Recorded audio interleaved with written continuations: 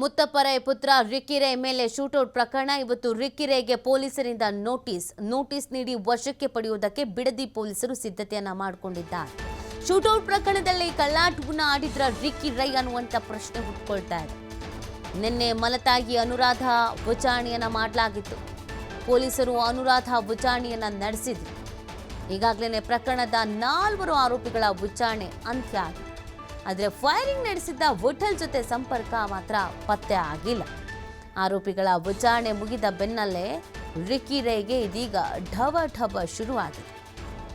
Ricky Rai ಸದ್ಯ ಹಾಸ್ಪಿಟಲ್ನಲ್ಲಿರೋದು. ಮೂಗಿಗೆ ಮತ್ತು ಅವರ ಕೈ ಭಾಗಕ್ಕೆ ಪೆಟ್ಟಾಗಿತ್ತು. ಅಂದರೆ ಫೈರಿಂಗ್ ಆಗಿತ್ತಲ್ಲ, ಗುಂಡು ತಗುಲಿತ್ತು. ಆಸ್ಪತ್ರೆಯಲ್ಲಿ ಟ್ರೀಟ್ಮೆಂಟನ್ನು ಪಡ್ಕೊಳ್ತಾ ಇದ್ದಾರೆ. ಆದರೆ ಈ ಪ್ರಕರಣದಲ್ಲಿ ರಿಕ್ಕಿ ರೈ ಮೇಲೇ ಅನುಮಾನ ಹುಟ್ಕೊಳ್ತಾ ಇದೆ.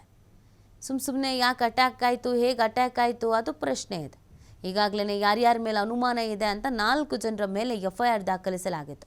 ಆ 4 ಜನರನ್ನ ತನಿಖೆಗೆ ಒಳಪಡಿಸಿದಾಗ್ಲೂ ಯಾವುದೇ ರೀತಿಯಾದಂಥ ಮಾಹಿತಿ ಅನ್ನೋದು ಸಿಕ್ಕಿಲ್ಲ. ಎಲ್ಲದಕ್ಕಿಂತ ಹೆಚ್ಚಾಗಿ ಯಾರು ಈ ಶೂಟನ್ನು ಮಾಡಿದ್ರು, ವಿಠಲ್ ಜೊತೆಗೆ ಅವ್ರಿಗೆ ಯಾರಿಗೂ ಸಂಪರ್ಕ ಇಲ್ಲ, ಕಾಂಟ್ಯಾಕ್ಟ್ ಇಲ್ಲ ಅನ್ನೋದು ಗೊತ್ತಾಗ್ತಾ ಇದೆ. ಹಾಗಾಗಿ ರಿಕ್ಕಿ ರೈಗೆ ಈ ನಾಟಕ ಮಾಡಿಸಿದ್ರಾ ಅದು ಪ್ರಶ್ನೆ ಇದೆ.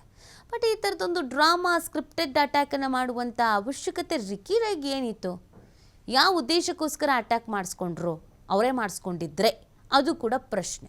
ಹಾಗಾಗಿ ಈ ತನಿಖೆಯಲ್ಲಿ ಸಾಕಷ್ಟು ಅನುಮಾನ ಇರುವಂಥ ಹಿನ್ನೆಲೆಯಲ್ಲಿ ಇದೀಗ ರಿಕ್ಕಿ ರೈಯನ್ನು ಕೂಡ ವಶಕ್ಕೆ ಪಡ್ಕೊಳ್ಬೇಕಾಗತ್ತೆ, ವಿಚಾರಣೆಯನ್ನು ನಡೆಸಬೇಕಾಗತ್ತೆ.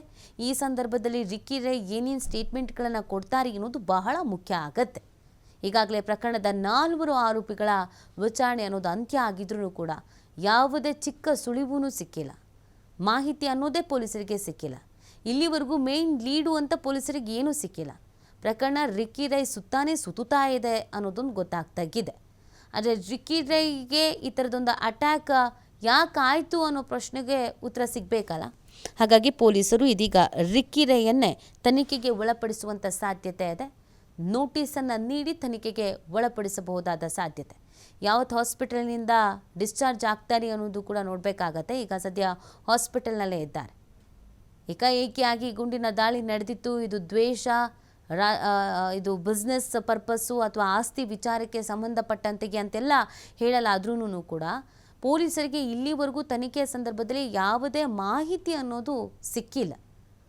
ಅನೇಕರು ರಿಕ್ಕಿ ರೈ ಮೇಲೆ ಅನುಮಾನವನ್ನು ವ್ಯಕ್ತಪಡಿಸ್ತಾ ಇದ್ರು. ರಿಕ್ಕಿ ರೈಗೆ ಇದರಲ್ಲಿ ಪ್ರಮುಖ ಪಾತ್ರಧಾರಿ ಮತ್ತು ಸೂತ್ರಧಾರಿ ಅಂತ ಕೂಡ ಹೇಳಲಾಗ್ತಾ ಇತ್ತು. ಹಾಗೇನಾದರೂ ರಿಕ್ಕಿ ರೈಗೆ ಈ ಎಲ್ಲ ಡ್ರಾಮಾ ಮಾಡಿದ್ರಾ? ಪೊಲೀಸರಿಗೆ ಚಳ್ಳೆಹಣ್ಣು ತಿನ್ನಿಸೋ ಕೆಲಸ ಮಾಡಿದ್ರಾ? ಹಾದಿ ತಪ್ಪಿಸೋ ಕೆಲಸ ಮಾಡಿದ್ರಾ? ಪ್ರಶ್ನೆ ಇದೆ.